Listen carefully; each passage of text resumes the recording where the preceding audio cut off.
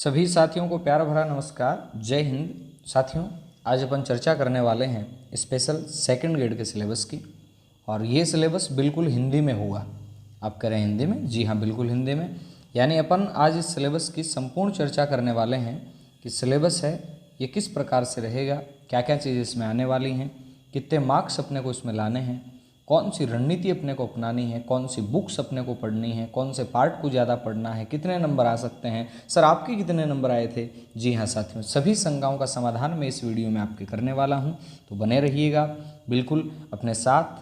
तो देखिएगा, पहली बात, पहला प्रश्न यहाँ से ये बनता है कि सिलेबस को अपन थोड़ा सा हिंदी में करते हैं, क्योंकि कई से एक विद्यार्थी हैं जो अभी कंफ्यूज में ही रहते हैं कि सर हिंदी में सिलेबस कहाँ मिलेगा। तो आरपीसी की साइट पे आपको हिंदी में सिलेबस नहीं मिलेगा। सिलेबस पूरा का पूरा अंग्रेजी में है, हिंदी में अपने को खुद इसको कन्वर्ट करना पड़ेगा। अब बात ये आती है कि कितने नंबर आ सकते हैं। नंबर आने को कितने भी आ सकते हैं, लेकिन मैं मेरी बता रहा हूँ कि मेरे खुद के अभी हाल फिलहाल में स्कूल व्याख्याता पद पर कार्यरत हूँ, लेकिन उससे पहले मैंने भी सेकंड ग्रेड का एग्ज़ाम दिया था। अभी तो मैं स्कूल व्याख्याता पद पर कार्यरत हूँ, लेकिन मैंने खुद ने भी सेकंड ग्रेड का एग्ज़ाम दिया था। उस एग्ज़ाम में मेरे कितने मार्क्स आए थे, ठीक है, ये मैं आपको बता देना चाहता हूँ, ताकि आपको मैं उसी हिसाब से रणनीति बताऊँ जो मैंने खुद फॉलो की है और उसको फॉलो करके मेरे नंबर आए। जैसा कि आप यहाँ पर स्क्रीनशॉट देख पा रहे होंगे, तो यहाँ पर मेरे 148 मार्क्स आए थे सेकंड ग्रेड भर्ती 2016 में। 148 मार्क्स का मतलब क्या हुआ कि 74 क्वेश्चन मेरे कटपिट के राइट बचे थे। कितने क्वेश्चन? 74 क्वेश्चन। और 74 क्वेश्चन अगर आपके राइट बचते हैं जीके वाले पार्ट में, तो आपका स्कोर काफ़ी अच्छा होता है। उसके बाद अगर आप सब्जेक्ट के अंदर 100% भी बचा ले जाएंगे, तो आपके 348 बनते हैं, और किसी भी सब्जेक्ट की कट ऑफ 348 नहीं जाती है। सेकंड ग्रेड के अंदर कट ऑफ 300 के आसपास ही घूमती है, कई बार तो 250 तक भी आ जाती है। तो 350 348 तक कट ऑफ का जाना अपने आप के अंदर मुश्किल होता है। तो ये मेरे मार्क्स थे। अब अपन बात करते हैं इस सिलेबस की और यहाँ की रणनीतियों की, कौन सी बुक्स अपने को पढ़नी है। तमाम शंकाओं का समाधान मैं करूँगा, आप तो बने रहिएगा और देखते रहिएगा, ठीक है। चलते हैं अपन। सबसे पहली बात साथियों, ये देखना होगा अपने को कि सिलेबस है इसको थोड़ा सा अपन हिंदी में करते हैं। नंबर 1 पे पहली चीज़ यहाँ पे है कि ज्योग्राफिकल, हिस्ट्रिकल, कल्चरल एवं जनरल नॉलेज ऑफ राजस्थान, यानी यहाँ पर राजस्थान के जनरल नॉलेज की चर्चा की गई है। पहला जो पार्ट यहाँ से आना आपका, वो राजस्थान के जनरल नॉलेज का आएगा। और राजस्थान के जनरल नॉलेज में क्या क्या चीज़ें आएंगी, उसके बाद में अपन बुक की बात करेंगे कि कौन सी बुक अपने को पढ़नी है, ठीक है। अब अपन देखते हैं नंबर 1 पे यहाँ पर सिलेबस के अंदर विस्तार से चीज़ें दी गई हैं। अपन यहाँ देखते हैं नंबर 1 पे क्या है। नंबर 1 पे राजस्थान का स्थिति विस्तार, इसको थोड़ा सा अपन सारे को लिखेंगे। ये देखिएगा, हर एक चीज़ को लिखते हुए चलेंगे अपन। नंबर 1 पे यहाँ पर अपन कह सकते हैं राजस्थान का स्थिति विस्तार है। उसके बाद में यहाँ पर राजस्थान के भौतिक प्रदेश है। नंबर 3 पे यहाँ पर राजस्थान की जलवायु है। नंबर 4 पे यहाँ पर राजस्थान का अपवाह तंत्र लिखेंगे। उसके बाद में राजस्थान की वनस्पति है, राजस्थान की कृषि है, राजस्थान के अंदर पशुधन संपदा है, राजस्थान के अंदर डेयरी डेवलपमेंट वाला पार्ट आ गया, राजस्थान के अंदर जनसंख्या वाला पार्ट आ गया। उसके बाद में जनसंख्या में राजस्थान में जनसंख्या का डिस्ट्रीब्यूशन है, राजस्थान में जनसंख्या की वर्दी है, साक्षरता है, लिंगानुपात है, धार्मिक जनगणना के आंकड़े, तमाम चीज़ें आ गई। उसके बाद में राजस्थान में इंडस्ट्रियल प्लानिंग आ गई, और लास्ट में बजट आ गया, और फिर ट्रेंड्स है एवं मेजर टूरिस्ट सेंटर।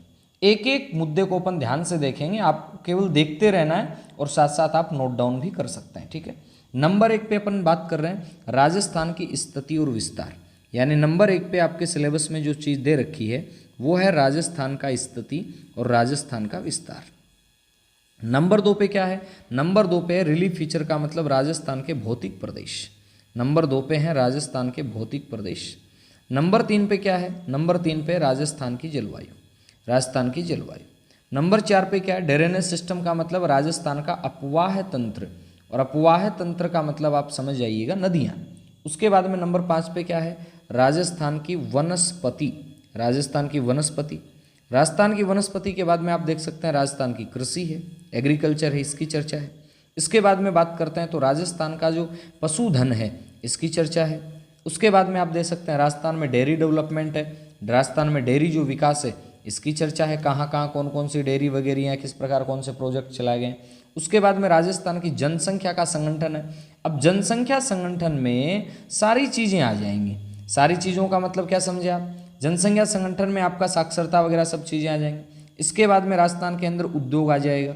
इसके बाद में राजस्थान में उद्योग पढ़ना आपको। उद्योग के बाद में राजस्थान में योजनाएं पढ़नी है आपको। योजनाओं के बाद में आपको क्या पढ़ना है, योजनाओं के बाद में आपको बजट पढ़ना है। और बजट के बाद में आपको महत्वपूर्ण पर्यटन केंद्र पढ़ने हैं। पर्यटन केंद्र पढ़ने हैं। राजस्थान में महत्वपूर्ण पर्यटन केंद्र कौन से? ये तो रहा राजस्थान ज्योग्राफी का पूरा पार्ट। अब बात करते हैं दूसरे नंबर पे एंसेंट कल्चर और सिविलाइजेशन ऑफ राजस्थान। अब राजस्थान की जो सभ्यताएं हैं, इन सभ्यताओं में केवल आपको 4 सभ्यताएं पढ़नी है। और आप लोग क्या है कि बावड़े बने रहते हो और बहुत सारी सभ्यताओं को रट्टा मार देते हो, मैंने सभ्यताएं छोड़ी नहीं है। अरे भाई साहब, आपने सभ्यताएं नहीं छोड़ी हैं, बहुत अच्छी बात है, लेकिन अगले एग्जामिनर ने आपसे इतना पूछा ही नहीं था। आपने तो अपना ज्ञान लगा दिया यहाँ पे। अपने को अपना ज्ञान नहीं लगाना है। अगर कालीबंगा पूछ रहा है तो अपने को कालीबंगा ही पढ़ना है। कालीबंगा के बाद में अपने को आहड़ अगर सभ्यता पूछ रहा है तो अपने को आहड़ी पढ़नी है। उसके बाद में गणेश्वर सभ्यता ही दी है तो गणेश्वर ही पढ़े ना, ज़्यादा क्यों पढ़े अपन। गणेश्वर के बाद में यहाँ पर बेराट सभ्यता है, इसके अपन लोग चर्चा करेंगे, ठीक है। इसके बाद में नंबर पे आता है गुर्जर प्रतिहार राजवंश। साथियों जरा गौर करना, गुर्जर प्रतिहार राजवंश पूरा का पूरा पढ़ना है अपने को। इसके बाद में नंबर आता है चौहान का, तो अजमेर के चौहान पूरे पढ़ने अपने को। लेकिन बाकी जो राजवंश है ये अपने को पूरे नहीं पढ़ने हैं। इनमें अपने को दिल्ली सल्तनत के साथ, कौन सी सल्तनत के साथ, यानी दिल्ली सल्तनत के साथ अपने क्या रिलेशन रहे हैं, यहाँ मैं लिख दूँ कि दिल्ली जो सल्तनत रही, इस दिल्ली सल्तनत के साथ अपने क्या रिलेशन रहे हैं ये अपने को पढ़ना है। और दिल्ली सल्तनत के साथ रिलेशन में केवल अपने को क्या पढ़ना है, मेवाड़ और दिल्ली का क्या रिलेशन रहा ये पढ़ना है। इसके बाद अपने को रणथंभौर और दिल्ली का क्या रिलेशन रहा ये पढ़ना है। रणथंभौर और दिल्ली के रिलेशन के बाद में अपने को जालोर और दिल्ली का रिलेशन क्या रहा ये पढ़ना है, ठीक है, दिल्ली सल्तनत का। इसके बाद में राजस्थान में मुगल सत्ता की स्थापना हुई और मुगल सत्ता की स्थापना किस प्रकार से वो अपने को प्रभावित करेगी उसके ऊपर अपन चर्चा करेंगे। ये मुगल सत्ता की स्थापना है और मुगल सत्ता और राजस्थान के शासकों का जो रिलेशन है वो अपने को पढ़ना है। इनके अंदर अपन कौन कौन पढ़ सकते हैं, इनके अंदर अपने को सांगा पढ़ना है, राणा सांगा और मुगल क्या रहे, राणा सांगा का प्रताप के साथ क्या रहा, राणा सांगा का जयपुर वाले आमेर के मान सिंह के साथ क्या रहा। अब यहाँ जयपुर के राजवंश में अपने को केवल मान सिंह पढ़ना है और अपन पूरी कहानियाँ पढ़ने लग जाते हैं। मारवाड़ के अंदर चंद्रसेन और राय सिंह का क्या रहा, मुगलों का क्या रहा। फिर बीकानेर के राय सिंह और मुगलों का क्या रहा। उसके बाद में राज सिंह और मुगलों का क्या रहा। यानी मुगल संबंधों में अपने को केवल राणा सांगा, प्रताप, मान सिंह, चंद्रसेन, राय सिंह और राज सिंह पढ़ना है, बाकी नहीं पढ़ना। फिर राजस्थान के अपन कहें किसान आंदोलन वगैरह, तो यहाँ पे आप देख रहे हैं राजस्थान का किसान और जनजाति आंदोलन और ये है प्रजामंडल आंदोलन। केवल 2 ही चीज़ें, यानी किसान एवं जनजाति आंदोलन, किसान एवं जनजाति आंदोलन पढ़ना है अपने को, किसान एवं जनजाति आंदोलन। और किसान और जनजाति आंदोलन के साथ अपने को यहाँ पढ़ लेना है प्रजामंडल आंदोलन। क्या पढ़ लेना है, प्रजामंडल आंदोलन पढ़ लेना है, ठीक है, प्रजामंडल आंदोलन। उसके बाद में नंबर 3 पे आता है कि यहाँ पर क्या है, ये वाला समझ नहीं है तो यहाँ आपको कुछ नहीं पढ़ना है। यहाँ आपको पढ़ना है राजस्थान का एकीकरण, राजस्थान का एकीकरण। यानी आधुनिक जो इतिहास है उसमें आपको केवल किसान जनजाति आंदोलन, प्रजामंडल आंदोलन और एकीकरण ये पढ़ना है। इसके बाद में महिलाओं की भूमिका क्या रही, चाहे वो आधुनिक काल हो चाहे वो मध्यकाल हो, आधुनिक एवं मध्यकाल इन दोनों में ही महिलाओं की क्या भूमिका रही है राजस्थान के अंदर वो आपको देखना है। इसके बाद में और है, एक बार इसका स्क्रीनशॉट लीजिएगा फिर अपन आगे चलते हैं। फटाफट से स्क्रीनशॉट ले लीजिएगा। हिंदी के अंदर पूरा सिलेबस मिल रहा है आपको, तो बिल्कुल शेयर करना ना भूलिएगा ताकि सभी लोगों को फायदा मिल जाए। और फिर सिलेबस की रणनीति भी अपन तय करेंगे कि किस प्रकार अपने को ये सिलेबस है ये हल करना है। इसके बाद चलते हैं आगे अपन। अब आता है सोसाइटी और रिलीजन। सोसाइटी और रिलीजन के मामले में देखिएगा अपन यहाँ चर्चा करें क्या क्या चीज़ें आएंगी। नंबर 1 पे लोक देवता और लोक देवियाँ हैं। उसके बाद राजस्थान का संत संप्रदाय है। इसके बाद में यहाँ पर राजस्थान के टेम्पल वगैरह हैं। फिर राजस्थान की चित्रशैली है, राजस्थान के मेले त्यौहार हैं, राजस्थान का आपका आभूषण वगैरह है, ड्रेस वगैरह है, राजस्थान का लोक नृत्य और लोकगीत है, और उसके बाद में भाषा बोली साहित्य। एक एक चीज़ को अपन यहाँ देख लेते हैं कि क्या क्या चीज़ें राजस्थान के संदर्भ में। नंबर 1 पे क्या आएगा, लोक देवी और देवता, लोक देवी और लोक देवता, ये अपने को पढ़ना है। उसके बाद में राजस्थान के अंदर क्या पढ़ना है, संत संप्रदाय, संत संप्रदाय अपने को पढ़ लेना है राजस्थान में। उसके बाद में हमने क्या पढ़ना है, राजस्थान के अंदर मंदिर हैं ये पढ़ने हैं। मंदिर के बाद में अपने को राजस्थान के किले पढ़ने हैं, और किलों के बाद में महत्वपूर्ण जो महल वगैरह हैं ये पढ़ने, महत्वपूर्ण स्थान आदि आदि पढ़ने। इसके बाद में यहाँ पर अपने को राजस्थान की चित्रशैली पढ़नी है। कल्चर के अंदर अपने को यहाँ पर क्या पढ़ना है, राजस्थान की चित्रशैली पढ़नी। फिर यहाँ पर क्या पढ़ना है, मेले और त्यौहार, यानी कल्चर में ही एक टॉपिक यहाँ पर पढ़ना है अपने को, मेले एवं त्यौहार। उसके बाद में अपने को यहाँ पर राजस्थान का आभूषण पढ़ने हैं, राजस्थान के वस्त्र पढ़ने हैं, और जो गहने वगैरह हैं सारे ये पढ़ने, ठीक है, कहाँ क्या पहना जाता है।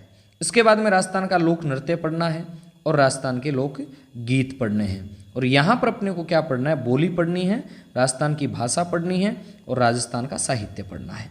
बोली, भाषा और साहित्य कहाँ का, राजस्थान का, ठीक है। कल्चर वाले पार्ट में अपने को ये चीज़ें पढ़नी है, लोक देवी देवता, संत संप्रदाय, मंदिर किले महल स्थान आदि। उसके बाद में चित्रशैली, मेले और त्यौहार पढ़ने हैं। मेले त्यौहार के बाद में अपने को आभूषण वस्त्र गहने पढ़ने हैं। फिर फोक म्यूजिक और डांस पढ़ना है, लोक नृत्य और लोकगीत पढ़ने हैं। उसके बाद में अपने को पढ़ना है लैंग्वेज और लिटरेचर, राजस्थान का जो भाषा बोली साहित्य है वो भी अपने को पढ़ लेना है, ठीक है। इसके बाद अपन आगे चलें कि और राजस्थान की पॉलिटी में क्या क्या चीज़ें अपने को पढ़नी है। राजस्थान की जो पॉलिटी है, इस पॉलिटी में अपने को क्या क्या चीज़ें पढ़नी पड़ेंगी, देखिएगा। इसका स्क्रीनशॉट ले सकते हैं आप। चलें आगे चलते हैं। अब देखिएगा, इसके बाद अपन राजस्थान की पॉलिटी की बात करें तो राजस्थान की पॉलिटी में एक तो आपको गवर्नर का ऑफिस पढ़ना है पूरा का पूरा। इसके गवर्नर के ऑफिस के बाद में आपको क्या पढ़ना है, role and function of chief minister and cabinet, यानी कैबिनेट का क्या रोल रहता है वो सारी चीज़ें पढ़नी है। उसके बाद में आपको क्या पढ़ना है, स्टेट का सेक्रेटरीट पढ़ना है और चीफ सेक्रेटरीट पढ़ना है। उसके बाद में आपको क्या पढ़ना है, राजस्थान आरपीएससी पढ़ना है, राजस्थान पब्लिक सर्विस कमीशन पढ़ना है। इसके बाद में आपको क्या पढ़ना है, इसके बाद में आपको स्टेट ह्यूमन राइट्स कमीशन, मानवाधिकार आयोग पढ़ना है, और लास्ट आपको पंचायती राज पढ़ लेना है। अब एक एक के ऊपर चर्चा करें, हिंदी में एक बार देख लेते हैं इनको क्या क्या है। यहाँ पे आपको क्या पढ़ना है साथियों, यहाँ पे आपको पढ़ना है राज्यपाल। यहाँ पे क्या पढ़ना आपको, यानी राज्यपाल है, इसको कंप्लीटली आपको पढ़ लेना है। अब राज्यपाल आ गया तो राज्यपाल कंप्लीटली पढ़ना है। उसके बाद में यहाँ पर आपको क्या पढ़ना है, मुख्यमंत्री एवं मंत्रिमंडल, मुख्यमंत्री एवं मंत्रिमंडल, ये पढ़ लेना आपको। मुख्यमंत्री और मंत्रिमंडल के बाद में आपको क्या पढ़ना है, आपका पढ़ना है राजस्थान का सचिवालय, राजस्थान का सचिवालय पढ़ना है। और राजस्थान के सचिवालय के साथ आपको मुख्य जो सचिव है, इस मुख्य सचिव को भी पढ़ लेना है। इसके बाद में आपको राजस्थान में आरपीएससी पढ़नी है, आरपीएससी की पूरी प्रणाली, किस प्रकार से आरपीएससी का गठन होता है, कौन से अध्यक्ष हैं, कौन सदस्य हैं, कौन से आर्टिकल के तहत है, वो सारी चीज़ें। उसके बाद में मानवाधिकार आयोग, ये वाला जो पार्ट है ये क्या है, मानवाधिकार आयोग, ठीक है, ये वाला जो पार्ट है ये है मानवाधिकार आयोग। और लास्ट में राजस्थान की पॉलिटी में आपको राजस्थान का पंचायती राज पढ़ना है।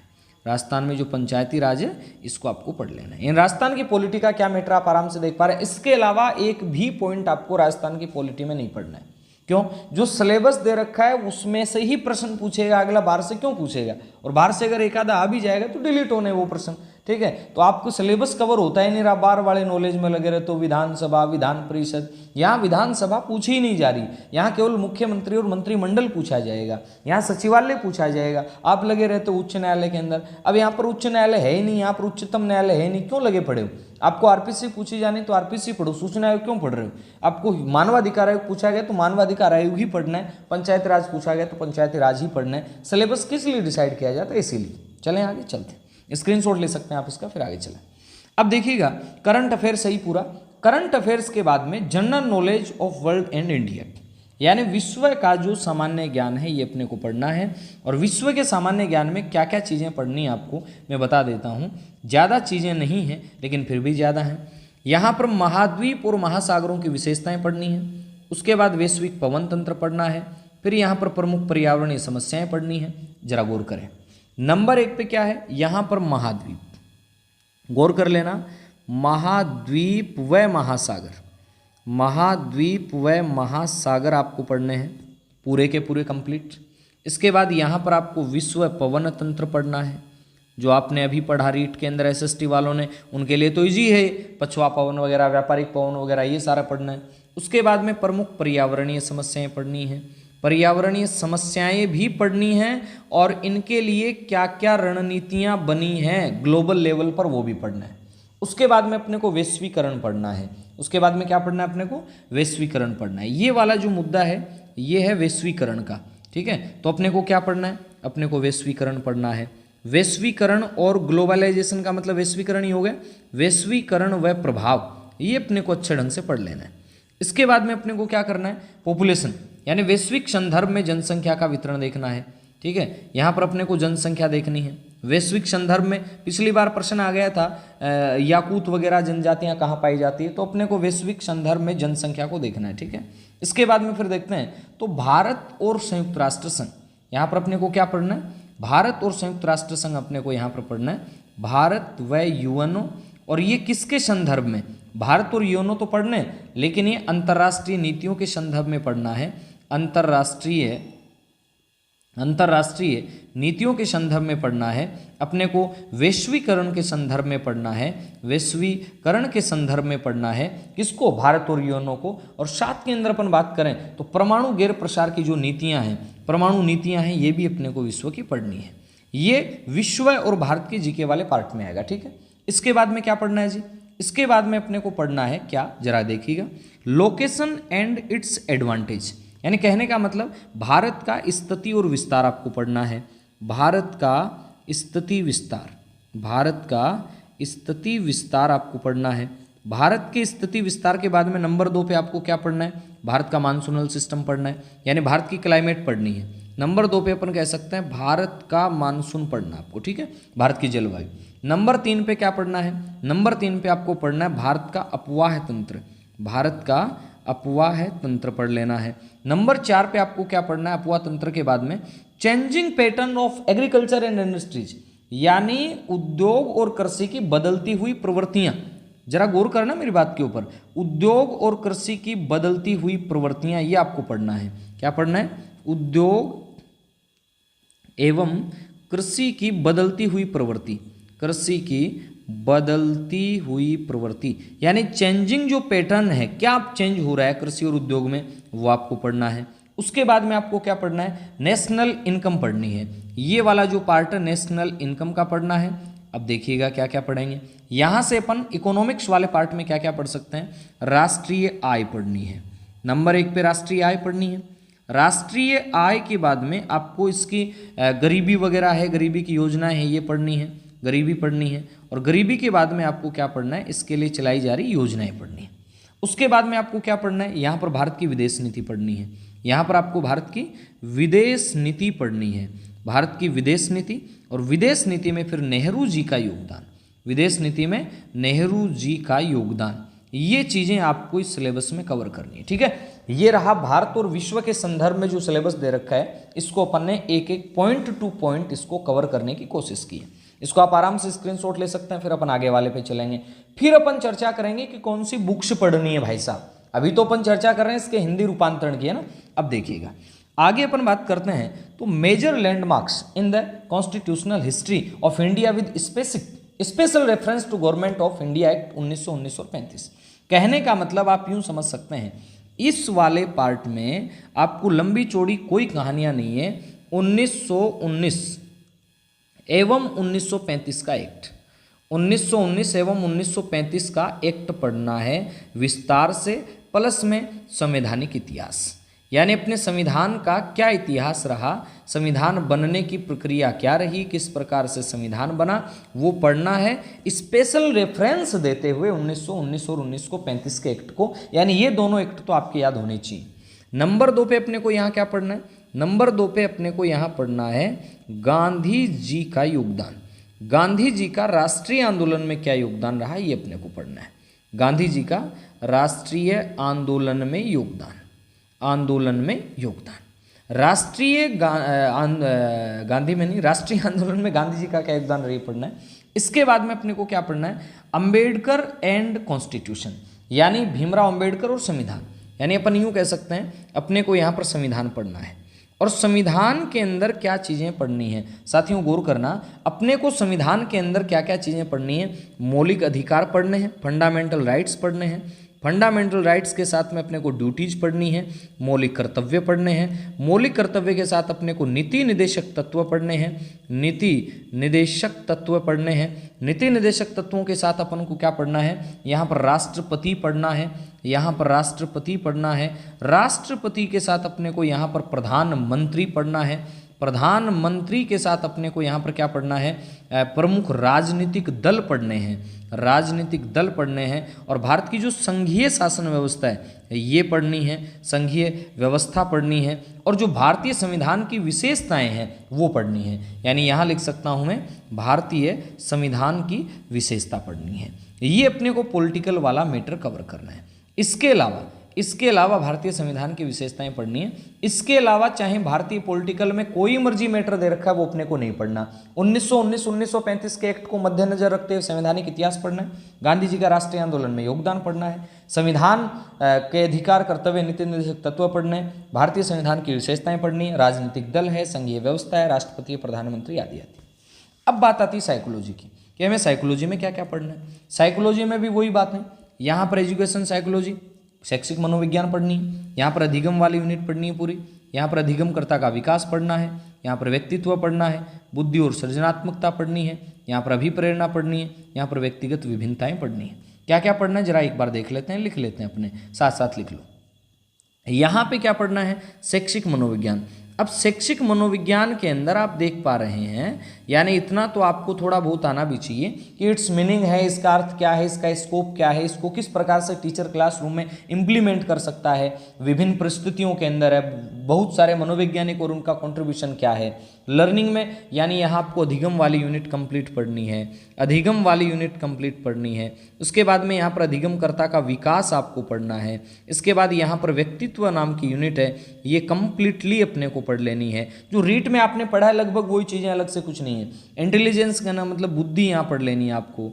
बुद्धि के साथ यहाँ पर आपको रचनात्मकता या सृजनात्मकता पढ़नी है, ठीक है, रचनात्मकता। यहाँ पर आपको अभिप्रेरणा पढ़नी है, मोटिवेशन, अभिप्रेरणा पढ़नी है। यहाँ पर आपको व्यक्तिगत विभिन्नताएं पढ़नी है। और लास्ट की यूनिट है, इसके अंदर सेल्फ कॉन्सेप्ट क्या होता है, एटीट्यूड क्या होता है, रुचि क्या होती है, आदत क्या होती है, सोशल स्किल्स क्या होती है, सामाजिक जो अपना क्या कहते हैं कौशल वगैरह क्या होते हैं, ये सारी चीज़ें हैं, ठीक है। आत्म अवधारणा है, सेल्फ कॉन्सेप्ट है, एटीट्यूड्स है, ठीक है, उसके दृष्टिकोण वगैरह है, इंटरेस्ट रुचि वगैरह है, हैबिट्स आदत, रुचि और आदत में फ़र्क होता है क्या, ये सारी चीज़ें इसमें आ जाएंगी। ये तो रही सिलेबस की हिंदी में चर्चा। अब अपन बात करेंगे कि क्या क्या प्रश्न आने, कहाँ कहाँ से प्रश्न आने। देखिएगा साथियों, स्कीम को समझिएगा। टोटल क्वेश्चन आने हैं 200, टोटल मार्क्स 200 हैं और टोटल क्वेश्चन कितने आने, 100 आने हैं। राजस्थान जीके के 40 क्वेश्चन आने हैं, करंट के 10 क्वेश्चन आने हैं, जनरल नॉलेज ऑफ वर्ल्ड और इंडिया उसके 30 क्वेश्चन आने हैं, और बात करें साइकोलॉजी के 20 आने हैं। कुल मिला के अपन कह सकते हैं 100 क्वेश्चन आने। कितने क्वेश्चन आने, 100। अब इन 100 के लिए अपने को क्या करना पड़ेगा, किस प्रकार से रणनीति अपनानी पड़ेगी। नंबर 1 पे बात साथियों मैं आपको बता दूं, एक तो आपको क्या करनी पड़ेगी, गाइड लानी पड़ेगी। यहाँ बुक की बात कर रहे हैं अपन, एक आपको गाइड लानी पड़ेगी। अब आपके मन में सवाल बनता है कौन सी गाइड लेके आऊँ। आप एक गाइड लेके आए, चाहे तो लक्ष्य से भी ला सकते हैं, चाहे तो आप पेनोरमा भी ला सकते हैं, और चाहे तो मेरे प्यारे साथियों आप राय भी ला सकते हैं। इनमें से कोई भी एक, मैंने क्या कहा है, इनमें से कोई भी एक लेके आए, और मेरा जहां तक सुझाव रहेगा आप लक्ष्य से लेके आए, ठीक है। पेनोरमा राय ये भी एक गाइड। प्लस में और क्या चाहिए, एक गाइड तो ले आए अपन। प्लस के अंदर अपने को कुछ नहीं चाहिए, प्लस में मनोविज्ञान की अलग से बुक चाहिए। मनोविज्ञान के अंदर अपन कौन सी ला सकते हैं, मनोविज्ञान में अपन वंदना जादौन वाली बुक ला सकते हैं, और वंदना जादौन वाली बुक के साथ अपन जो धीर सिंह धावाई सर हैं इनकी बुक ला सकते हैं, धीर सिंह सर की बुक ला सकते हैं, ठीक है। और 11वीं 12वीं की अगर आपके पास पढ़ी है साइकोलॉजी तो वो आप पढ़ सकते हैं। प्लस के अंदर करंट के लिए चाहिएगी आपको। करंट में आपको क्या पढ़ना है, करंट में आपको पढ़ना है मूमल। करंट में आपको क्या पढ़ना है, मूमल पढ़ना है। प्लस में और क्या पढ़ें, और अगर आप चाहते हैं अलग से ही पढ़ना तो मैं आपको बता देता हूँ। अलग से अगर आप चाहते हैं पढ़ना, फिर कह रहा हूँ मैं, अलग से आप चाहते हैं पढ़ना तो आप पढ़ सकते हैं, बाकी कोई आवश्यकता नहीं है। अगर आपने पेनोरमा गाइड ले ली, शानदार गाइड है, ये भी अच्छी गाइड है। एक गाइड ले लो कोई भी, मनोविज्ञान के लिए अलग से ले लो, करंट के लिए अलग से ले लो। अब आप चाहते हैं कि भारत और विश्व के भूगोल के लिए, क्योंकि इसमें ज्योग्राफी का पार्ट ज़्यादा रहेगा, तो भारत और विश्व भूगोल के लिए आप क्या कर सकते हैं, हालांकि मैं कोशिश करूंगा आपके एग्जाम से पहले आपको मैटर पूरा करवाने की, चाहे ऐप पे करवाऊं चाहे कैसे भी। भारत और विश्व भूगोल की बात करें तो महेश कुमार बर्णवाल की बुक आती है, महेश कुमार बर्णवाल, इनकी बुक आती है, आप ला सकते हैं, आपको सभी टॉपिक इसमें मिल जाएंगे। उसके अलावा बात करें अपने राजस्थान राज्य व्यवस्था की, तो राजस्थान की जो राज्य व्यवस्था रहेगी साथियों, उसके लिए आप क्या कर सकते हैं, आप एक अपने सर हैं जिनका नाम है राहुल चौधरी, इनकी बुक आप ला सकते हैं। और प्लस के अंदर राजस्थान जो जीके है उसके लिए आप राजस्थान जिला दर्शन भी पढ़ सकते हैं। राजस्थान जीके के लिए आप राजस्थान जिला दर्शन भी पढ़ सकते हैं, और जिला दर्शन है ये अपने आंसू सर की आती है, ये भी आप पढ़ सकते हैं, और भी आप पढ़ सकते हैं जो आपको अच्छी लगे, फोर्स नहीं है कोई, आप वही पढ़ें। लेकिन मोटा मोटी अगर मैं कहूँ तो मूमल को कंटिन्यू पढ़िएगा, मनोविज्ञान में फिक्स ले मैटर करिएगा, एक गाइड ले सकते हैं कोई भी, इन्हीं को बार बार घोट के पी जाओ, यानी दबा के इनको पढ़ जाओ, पी जाओ बस, फिर कुछ नहीं, आराम से आपका काम हो सकता है। जीके के अंदर आप आराम से 70+ मार्क्स हैं ये ला सकते हैं। तो ये थी रणनीति, कौन कौन सी बुक पढ़नी। अब बात करते हैं समय प्रबंधन की, कि हमें कितना समय किसको देना होगा। साथियों गौर करना, बात जब समय की आती है तो अपने को 2 घंटे नियमित रूप से 2 घंटे किसे देने हैं, मनोविज्ञान को देने हैं, 3 घंटे अपने को किसे देने हैं, जीके को देने हैं, और बाकी जो शेष आपका समय बचता है ये आपके विषय को देना है। शेष समय किसे देना है, विषय को देना है। अगर आप 10 घंटे पढ़ पा रहे हैं तो 5 घंटे विषय को देने। यहाँ आप टाइम कम भी कर सकते हैं, यहाँ आप नियमित रूप से 1/2 भी कर सकते हैं, 1 घंटा मनोविज्ञान, 2 घंटा जीके, शेष टाइम विषय को दे सकते हैं। ऐसे ही तमाम जानकारियों के लिए आप हमारे साथ जुड़े रहिएगा। अगर ये जानकारी आपको अच्छी लगी है तो कमेंट करके ज़रूर बताइएगा, लाइक कीजिएगा। पहली बार अगर आप विजिट कर रहे हैं तो चैनल को सब्सक्राइब करना ना भूलिएगा। मिलते हैं जल्दी, तब तक के लिए अलविदा, बाय बाय, टेक केयर।